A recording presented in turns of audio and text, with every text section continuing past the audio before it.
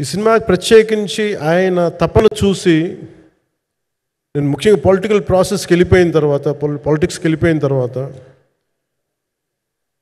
Direction అని వీటికి దూరమై క్రియేటివ్ పార్టీకి దూరం అయిపోయిన తర్వాత, పాలిటిక్స్ నా ప్రైమరీ ఫోకస్ అయిపోయిన తర్వాత మళ్ళీ దృష్టి పెట్టి సినిమా కావాలి మీరు చెయ్యాలని చెప్పి నా దగ్గరికి వచ్చి కోరుకున్నప్పుడు నేను ఎంత బెస్ట్ ఇవ్వగలను ఆ సినిమాకి అంత ఇచ్చాను. నేను అంటే నా బెస్ట్ ఇచ్చాను. అంటే నేను అంటే అన్నిటికంటే కూడా నేను ఇవ్వలేనిది టైం ఇవ్వలేను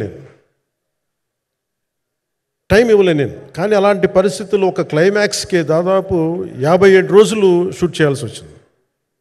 మండు టెండ బాగా, ఇట్స్ కైండ్ ఆఫ్ ఒక మిడ్ మే అంటే చాలా పిచ్చి ఎండ అన్నమాట. అలాంటి ఎండల్లో చాలా కాలం తర్వాత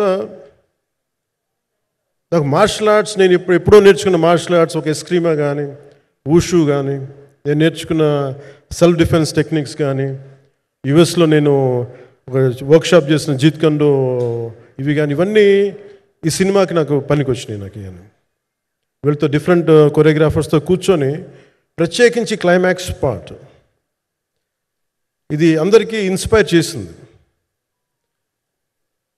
అంటే మన స్థూలంగా చెప్పాలి అంటే, ఒక క్లుప్తంగా చెప్పాలి అంటే, ఈ సినిమాకి ఇదే ఆయువు పట్టింది. ఈ ఫస్ట్ పార్ట్కి ఎక్కడో కొల్లూరు నుంచి, మన కృష్ణానది తీరం కొల్లూరు, విజయవాడ సమీపంలో ఉన్న కొల్లూరు ప్రాంతం నుంచి దొరికిన ఒక కోహినూరు వజ్రం నుంచి అది ఎటు మన గోల్కొండ రాజుల దాకా వచ్చింది, మన హైదరాబాద్ సుల్తాన్ల దాకా ఎలా వచ్చింది, దీని ట్రావెల్ ఇటు వెళ్ళింది. ఇవన్నీ జరిగినప్పుడు దీని నేపథ్యంలో జరిగే కథ ఇది.